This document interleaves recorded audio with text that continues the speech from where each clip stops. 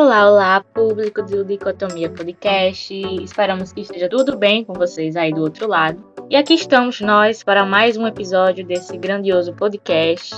Estou aqui, eu, Rafael Araújo, com meu amigo Adler Lucas. Dá um oi, Adler. E aí, pessoal? Pois é, nós estamos aqui hoje, pelo título você já deve estar sabendo sobre o que é esse episódio, mas calma, não é sobre os barões da pisadinha, não é nada sobre técnico brega ou forró eletrônico, nada do tipo, entendeu? Estamos aqui para falar sobre um outro barão. Poderia ser. Poderia ser, né? Por que não? Aí, uma ideia para os próximos episódios, por que não? Mesmo? Because China ist dramatisch. ¿Cómo se dice en inglés? Me siento orgulloso. Não existe dicotomia. Dicotomia Podcast. Estamos aqui hoje para falar sobre o Barão do Rio Branco, sobre o seu legado para a política externa do nosso país, até mesmo na nossa vida cotidiana. Existem coisas que falam sobre ele, né? Não só na política externa. Então nós vamos falar aqui nesse geralzão sobre esse barão e tudo que ele deixou para nós enquanto brasileiros. Nesse primeiro ponto do nosso episódio, né, Adler, vamos fazer uma breve introdução sobre a importância do Barão do Rio Branco, né, para você que não conhece, para você que não é de RI, nunca ouviu falar sobre esse homem aí. Nós vamos aqui dar um panorama geral para você sobre quem foi o Barão do Rio Branco. Manda aí, Adler. Bem, como vocês já devem ter bem observado, como o Rafa colocou, o Barão de Rio Branco é importante para as relações internacionais, mas apesar de ser importante, a gente não aprofunda tanto, eu acho, os estudos sobre a pessoa do Barão de Rio Branco. A gente estuda muito a política externa dele e foi muito importante para o Brasil, para a formação e delimitação do nosso território, isso mesmo que você está escutando, formação e delimitação do território.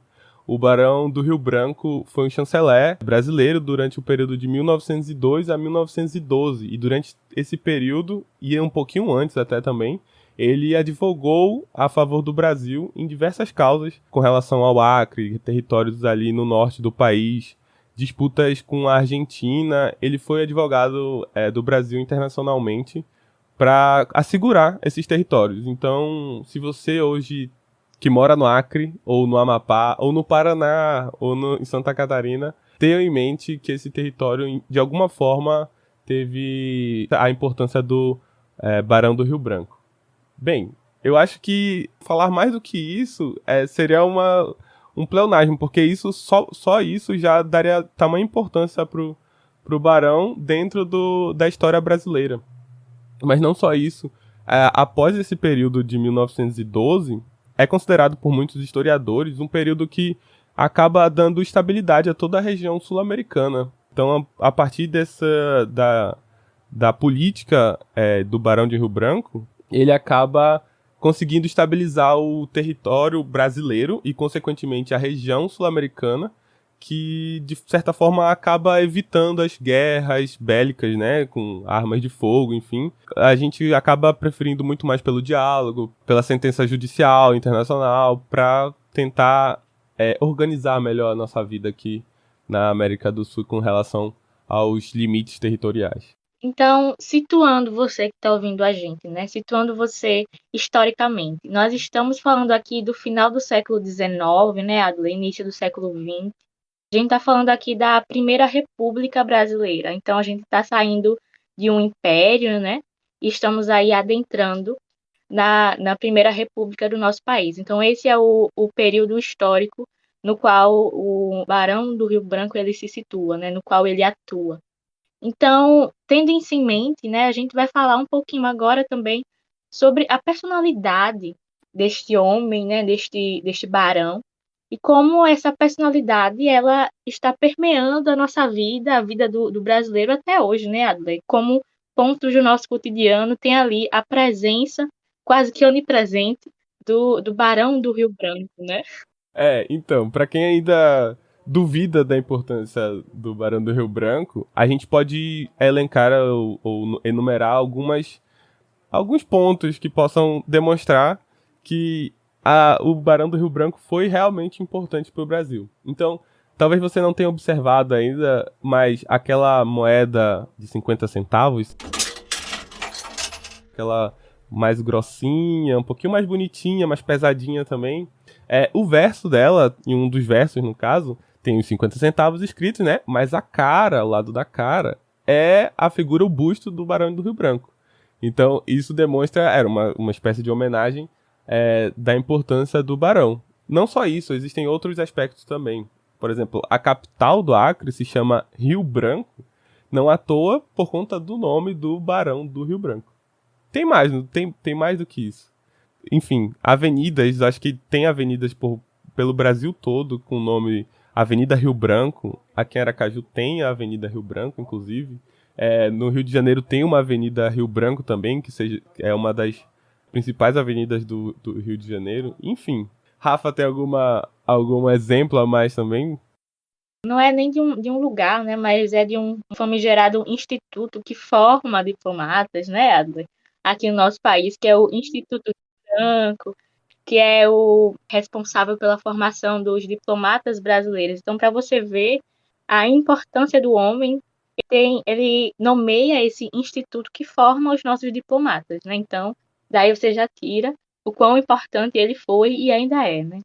Sim, isso. E essa formação dos diplomatas brasileiros, esse instituto levar o nome do Barão, é muito simbólico, inclusive, porque a gente vai falar posteriormente nesse episódio, mas a gente acaba observando muito de que a personalidade da política externa do Barão acaba influenciando o prosseguimento, os próximos anos, né, da diplomacia brasileira. E eu acho que essa característica da política externa desse período acaba dando muito do caráter que é, até hoje, a diplomacia brasileira.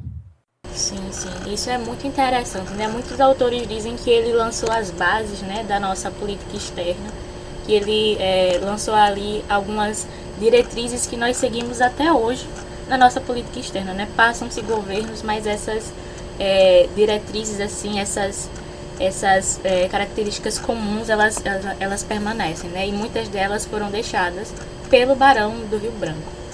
Agora a gente vai falar um pouquinho sobre quem foi o homem por trás desse nome bonito, né? Barão do Rio Branco, né? Qual era o nome dele de verdade, né? Quem foi ele? Onde ele viveu? O que ele comeu? Por onde ele andou? Vamos falar um pouquinho agora da pessoa em si, né? Por trás do mito existe o homem. Fala aí, Adler, quem foi o Barão do Rio Branco? Você sabia que Barão do Rio Branco não é o nome dele? Sabia? Não sabia? Pois agora tá sabendo. Barão do Rio Branco era apenas um título, né? Um título que o Barão do Rio Branco acabou adquirindo e ficou utilizando e ficou conhecido e reconhecido por esse título, mas de fato o nome de batismo dele, o nome de nascimento, digamos assim, que foi herdado do pai e da mãe dele, foi José Maria Paranho Júnior. Então é um nome tanto quanto popular, né? José, Maria, Júnior. Talvez o Paranhos ali seja um pouco mais diferente. Talvez o Barão do Rio Branco deu um ar mais de aquele nome artístico, sabe? Acho que pegou bem, fez bem pra ele. Nome chique. Exatamente. O Barão, quem não queria ser um barão, né? Exato. Mas o José Maria Paranhos Júnior, ele era filho do Visconde do Rio Branco. E o Visconde do Rio Branco já tinha, naquela época, muito renome. Então, o pai do Barão do Rio Branco já tinha chefiado diferentes ministérios, já tinha sido presidente do Conselho de Ministros e tinha tido papel importante dentro de missões diplomáticas no Rio da Prata. Então, isso já demonstra que o Barão já não tinha nascido em qualquer lugar, mas sim em um berço que tendia ali às práticas diplomáticas, né? Sim, sim, realmente. Ele não nasceu em qualquer berço, né? Ele nasceu num berço bem privilegiado e isso também influenciou, né, o homem que ele se tornou, né? Tanto na sua profissão, enfim, falar muito sobre a pessoa. Sim, e o Barão, nesse sentido, ele acaba, durante sua vida, sendo muito estudioso, ele acaba tendo um conhecimento muito grande sobre a história, a geografia brasileira, ele tinha muito interesse nessa área, e durante sua vida mais velha, mais adulta, durante sua profissão, ele acabou servindo ao Brasil em representações, né, diplomáticas. Então ele foi cônsul em Liverpool, na Inglaterra, ele acabou sendo representante também do Brasil na Alemanha. Funções essas que são diversas, que talvez não seja tanto o interesse desse episódio a gente se aprofundar, mas é importante a gente saber que ele já tinha um pezinho ali dentro da representação brasileira diplomática, digamos assim, ao redor do mundo. Então ele tinha esse meio diplomático, já era próximo ao Barão do Rio Branco. E aí o Barão acaba se destacando para o Brasil, foi no período em que ele servia de cônsul em Liverpool, na Inglaterra, e foi logo após a proclamação da República, quando existia uma disputa entre Brasil e Argentina de uma região chamada Palmas, que não é a capital lá de Palmas e tal, mas é a região ali no sul do Brasil, que é o leste do Paraná e Santa Catarina. E aí, nessa disputa entre Argentina e Brasil, acabam tendo desenrolares de que precisa-se de um novo advogado para defender o Brasil na arbitragem. Foi designado aos Estados Unidos a arbitragem, né, que é um método de resolução de conflitos internacional entre dois países que tenham interesse, e foi chamado o Barão do Rio Branco para defender os interesses brasileiros. Na ocasião, os Estados Unidos deu causa para o Brasil, que teve o território ali de Palmas conquistado através da arbitragem, sem guerras, e através do trabalho do José Maria Paranhos, o Barão do Rio Branco. Isso já demonstrava as habilidades que o Barão tinha para a diplomacia, apesar de, antes dessa ocasião, não ter tido nenhuma experiência diplomática com negociações internacionais. Ele tinha apenas um conhecimento gigantesco sobre história, sobre geografia do Brasil, o que, segundo os historiadores, lhe deu vantagem durante toda a sua carreira. E aí eu acho que, a partir disso, ele acaba sendo mais requisitado para representar o Brasil nessas arbitragens, né, nesses tribunais de arbitragem. E em 1902, logo quando ele assume a chancelaria, né, ele acaba se tornando ministro de Relações Exteriores do Brasil, ele também se envolve em outra arbitragem, que é a arbitragem lá do Acre, que talvez seja a mais importante, ou quem sabe talvez tenha ganhado maior destaque do Barão do Rio Branco. Enfim, acho que a gente podia ter um episódio, inclusive, Rafa, depois, vamos dar a ideia para a equipe do Dicotomia, da gente fazer um episódio só sobre a formação territorial brasileira, sobre essas disputas. São muito interessantes, eu acho que esse episódio aqui não vai dar para adentrar muito, eu tava até me segurando para não falar tanto sobre essas conquistas do Barão, essas delimitações que são muito importantes para o Brasil. O que a gente pode tentar fazer em outro episódio, mas por enquanto, nesse episódio, é importante saber o que já foi falado, e mais especialmente, a gente pode agora adentrar especificamente a política externa do Barão. Então, como é que foi dada de 1902 a 1912, mas qual foi as características que essa política teve durante o período de administração do Barão. E aí você pode começar um pouquinho mais sobre isso. Antes disso, eu vou retomar algo que você estava falando, assim, da gente ver esse berço, né? A gente estava brincando com esse berço de ouro que teve o José Maria Paranhos Júnior, né? Mas, assim, isso tem muito a ver com esse caráter da carreira diplomática no nosso país naquela época, né? Que a gente estava ali se tornando uma república e tal. Então, não tinha um concurso de admissão à carreira diplomática. Era algo mais de indicação, né, Adler? Então, era muito mais de sua família, né? Parentes que já estavam naquele meio político, então indicavam você para aquela posição, para aquela função. Então, a carreira diplomática no nosso país era muito mais por indicação do que realmente você ser selecionado pelos seus conhecimentos, né? Tanto que o José Maria Paranhos Júnior, ele não tinha experiências diplomáticas ou com negociações internacionais, né? Mas ele já foi virando cônsul na Inglaterra. Então, muito mais pelas indicações, né, pela sua família, enfim, pelo seu histórico familiar, né, que o levou até aquela posição, do que mesmo pelos seus conhecimentos, enfim. E algo muito importante, porque hoje nós temos esse concurso, né, de admissão à carreira diplomática, que inclusive saiu o edital ontem, né, hoje, não sei, e realmente abre muito mais espaço para que outras pessoas, né, possam adentrar nesse maravilhoso mundo da diplomacia, né, não mais algo elitista, ainda permanece muito elitista, né, mas não tanto quanto é nessa época do Barão do Rio Branco, né. Então é interessante a gente pontuar isso aí. É bem importante mesmo que você falou, porque a gente acaba vendo que é importante a nossa representação brasileira ser diversa, né? O Brasil é diverso, nossa representação brasileira também deveria ser diversa, assim como a característica da nossa população. Enfim, também é assunto para outros episódios. Eu acho que a gente teria muito a falar aqui, né, não, Rafa? E aí, várias ideias para outros episódios aí, ó. Fiquem ligados, vem aí. Então, agora a gente falando mesmo sobre a política externa do Barão do Rio Branco. A gente começou esse episódio falando que ele deixou um legado, né, em ações, em conhecimento dentro da nossa política externa brasileira. E agora a gente vai destrinchar um pouco mais isso, né? E aí eu vou iniciar trazendo uma curiosidade, né, sobre essa personalidade do Barão do Rio Branco, que vai falar também muito sobre as suas ações na política externa, né?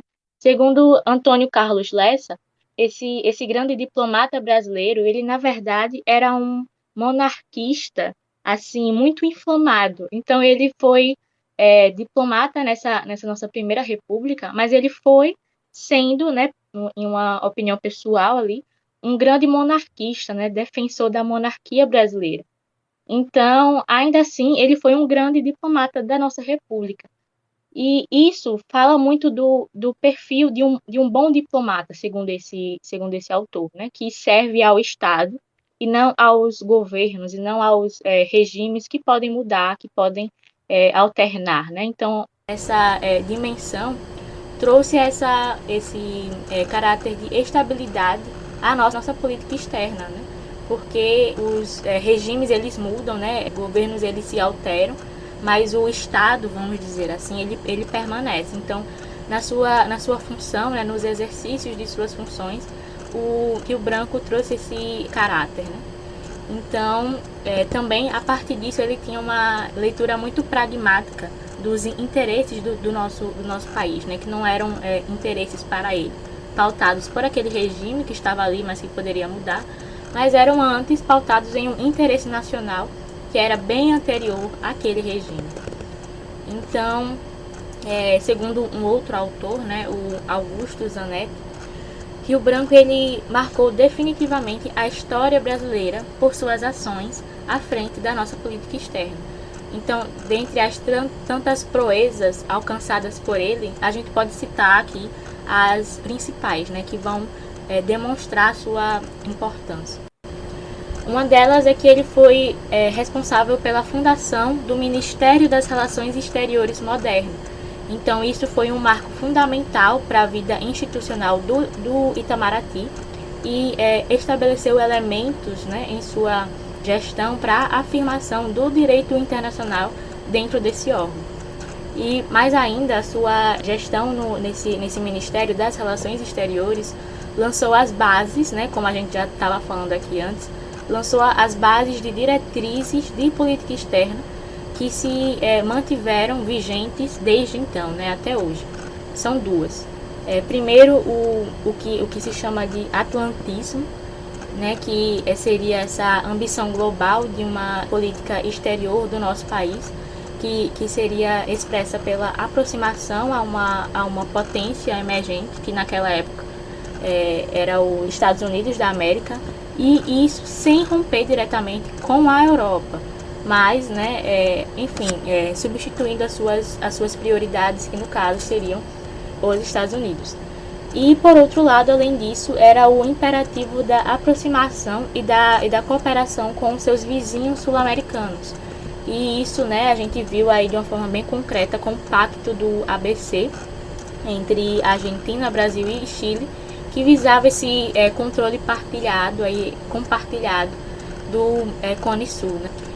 E, enfim, esses aspectos mais pragmáticos que envolvem essa atuação do Rio Branco se referem também a uma aliança não escrita com os Estados Unidos, né, que a Adley vai falar aí mais um pouquinho sobre o que foi isso, E além disso, sobre essas articulações com países sul-americanos que eu falei agora. Então, esses dois carro-chefes, vamos dizer assim, do Barão do Rio Branco, que deixaram consequências eternas para a nossa política externa, que permanecem até hoje, foi a sua relação com os Estados Unidos e também com seus vizinhos sul-americanos.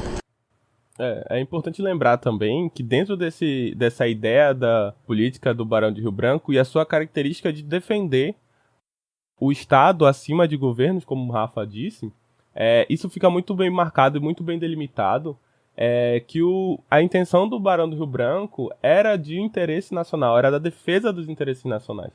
Então fica muito bem explícito quando a gente lê a história, quando a gente lê sobre a política externa do Barão de Rio Branco, que ele realmente estava preocupado com o interesse nacional brasileiro, e não só isso, ele estava preocupado com a estabilidade da região sul, no caso aqui da América do Sul, principalmente pelo momento que a gente estava vivendo na época. E era um período em que ele estava anteriormente morando na Europa e viu as consequências do imperialismo europeu. Ele viu a África e a Ásia sofrerem e serem recortadas pelo imperialismo europeu. Então, o Barão de Rio Branco parecia estar um passo à frente do seu tempo ao tentar evitar que o imperialismo europeu se estabelecesse aqui na América do Sul.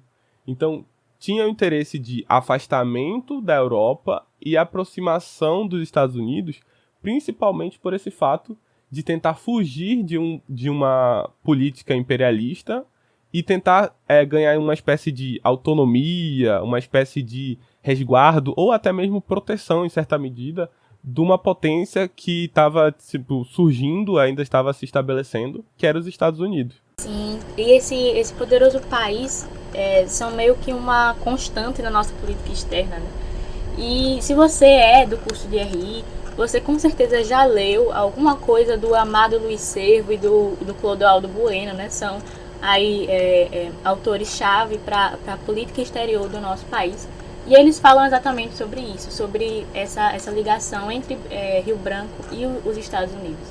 Então, segundo eles, essa visão realista de Rio Branco permitia a ele perceber como, assim como outros, né, do seu tempo, o peso dos Estados Unidos na nova distribuição do poder mundial naquela época.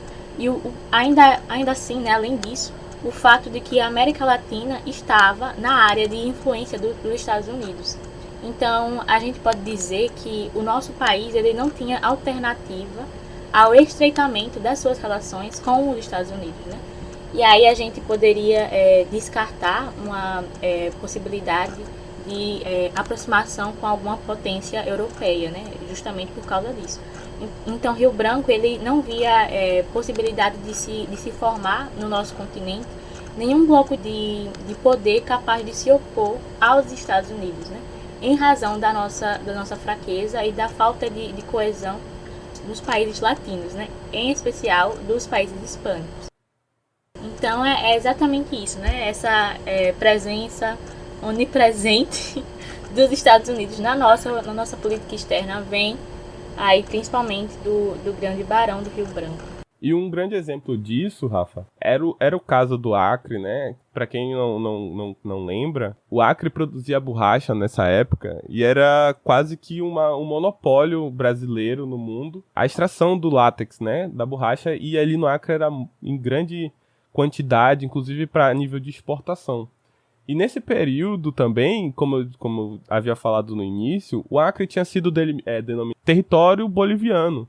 Só que a Bolívia, o governo boliviano na época, deu a concessão de exploração do território a uma empresa privada, enfim.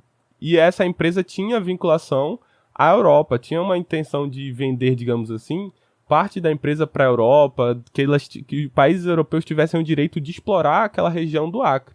Então, quando Paranhos assume como chanceler brasileiro em 1902, ele logo bota as mãos nessa situação e começa a mexer ali as suas influências, usar suas ferramentas, como a gente já falou, de conhecimento histórico, sua habilidade de advogar a favor do Brasil, e começa a negociar o território acreano.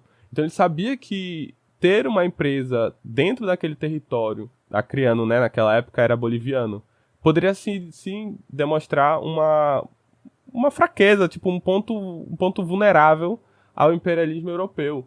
E não só isso, o Barão entendia também que o papel do Brasil com relação à aproximação dos Estados Unidos servia muito de ponte aos outros países aqui da América do Sul, que, segundo o Francisco Doratiotto e o Carlos Vidigal, no livro História das Relações Internacionais do Brasil, fala que esses países hispânicos, eles tinham uma grande antipatia ao país norte-americano.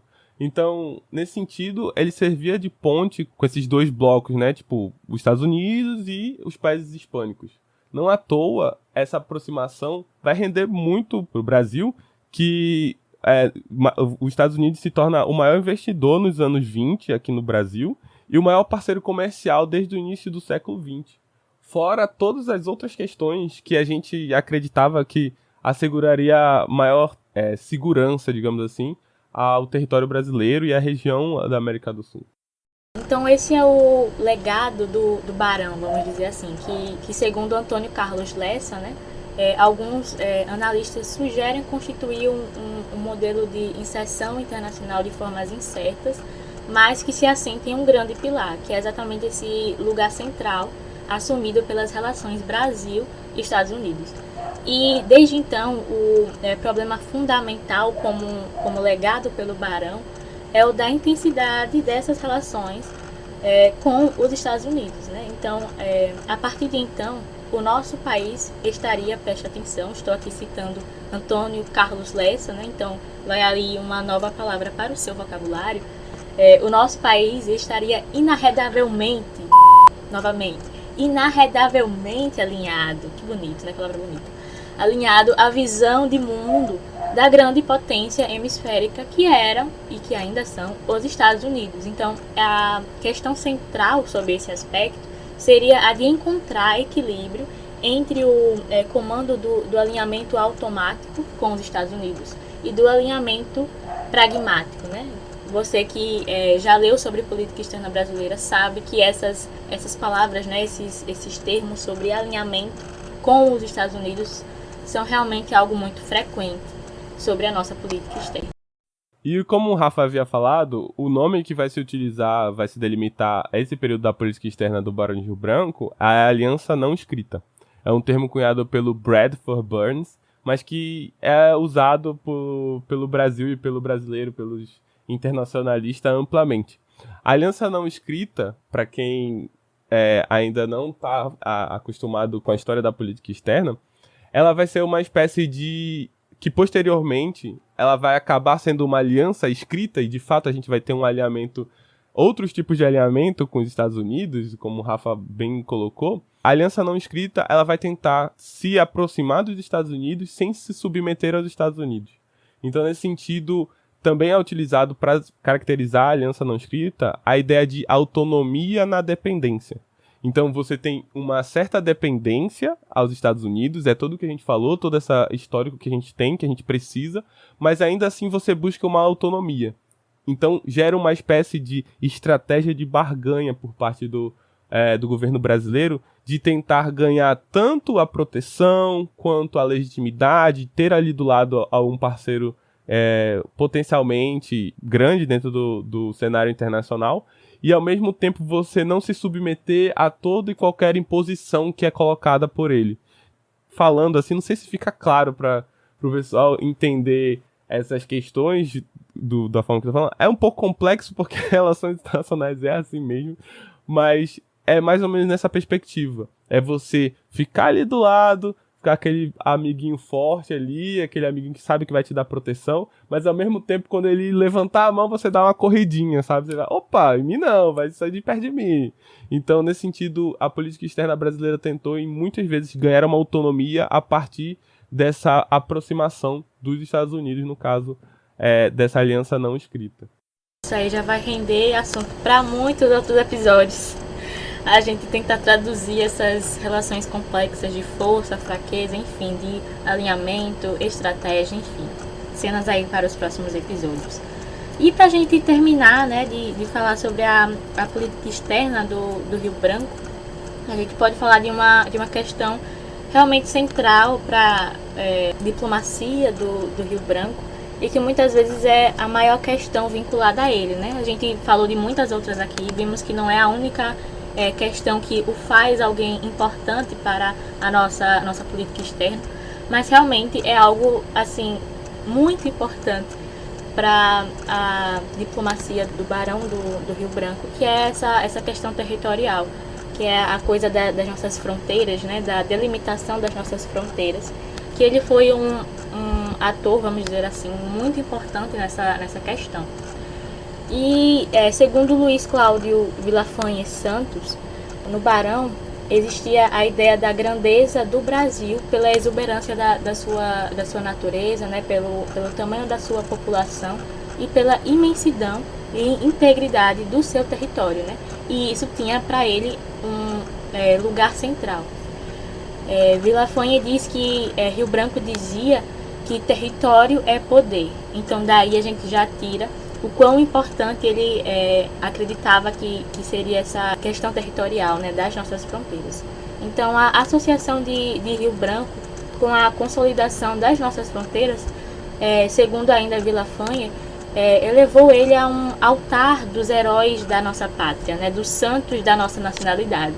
Então todos podiam admirar a sua ênfase na ideia de valorização do Brasil, de interesse público também acima das lutas partidárias, né, como a gente já vinha falando, e também de um destino nacional de grandeza e de prestígio, como algo quase que natural, assim como era natural a riqueza e a grandeza do nosso território. Então, realmente, né, grande é esse legado do Rio Branco para a nossa política externa, mas também de forma mais concreta, mais física, para o nosso território. E é isso aí. Quer acrescentar mais alguma coisa, Adu? Eu quero dizer também que foi a partir da política colocada pelo Barão do Rio Branco, ao Itamaraty, a não intervenção em assuntos internos de outros países e o apoio aos governos sul-americanos.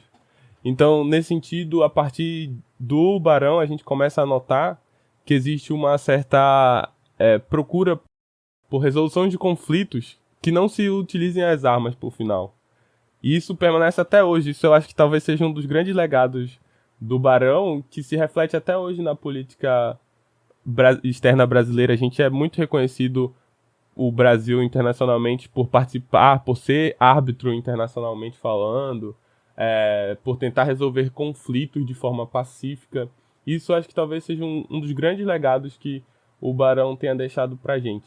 O Barão morreu em 1912, enquanto ainda estava exercendo a sua função de chanceler, e é válido lembrar que foi em 10 de fevereiro de 1912, e vai lembrar que tamanha era a importância dele e tamanha era a personalidade dele, a figura dele para a sociedade brasileira, que nesse ano de 1912 o carnaval chegou a ser postergado, o carnaval meio que foi cancelado. Olha só, o carnaval, a festa que o brasileiro talvez mais goste no ano, foi postergado porque acreditavam que seria uma espécie de desrespeito ao falecimento do Barão do Rio Branco. Então, eu acho que com isso a gente pode encaminhar o episódio para o final, tentar deixar as nossas indicações, né? E, enfim, finalizar o episódio. Acho que conseguimos falar muito bem sobre o legado do Barão. Dá pra gente perceber que ele realmente foi um dos heróis da nossa pátria, né? Tanto que a própria população reconhecia isso ao ponto de não comemorar o carnaval, minha gente, por causa da morte do homem. Então, realmente, foi grande o legado do Rio Branco, né? E antes das nossas indicações, das nossas referências, vou lançar aqui uma reflexão.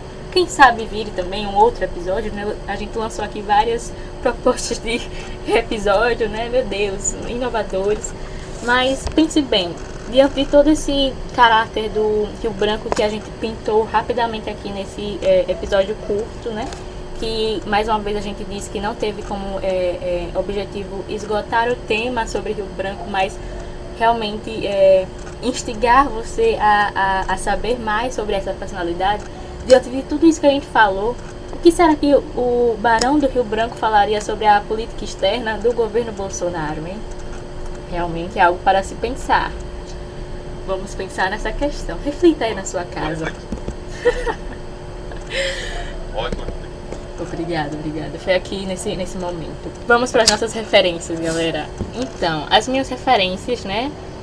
As bases que eu usei para a maioria das minhas falas nesse episódio foi um artigo chamado Política Externa do Barão do Rio Branco, sob a ótica dos paradigmas das relações internacionais e o modelo carismático de tomada de decisões, de Augusto Zanetti. E, além disso, um editorial do Antônio Carlos Lessa, chamado O Barão do Rio Branco e a Inserção Internacional do Brasil. E, além disso, eu deixo como indicação um grande livro, né, das relações internacionais brasileiras, que é a História da Política Externa Brasileira, de Amado Luiz Cervo, né, e Clodoaldo Bueno, um clássico aí das RI. E é algo que a gente sempre precisa revisitar, né? Até para entender a nossa política externa atual. E tu, Ado? Bem, a minha indicação é um artigo do Gelson Fonseca Júnior, que se intitula de Política Externa Brasileira, Padrões e Descontinuidades do Período Republicano.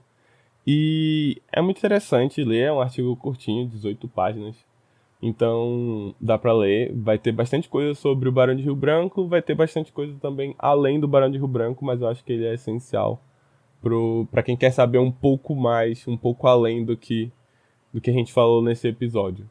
No mais, minhas referências estarão no nosso @dicotomia_cast, então sigam a gente em nossas redes sociais para acompanhar nossas referências e também saber mais do que só esse episódio, né? A gente tem feito bastante coisa no nosso Twitter, no nosso Instagram, então @dicotomia_cast. E é isso.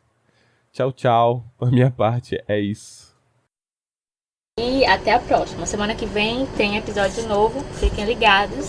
Saúde. Tchau. Tchau. Tá prometendo episódio novo aí? Agora tem que ter, que eu já joguei pra roda.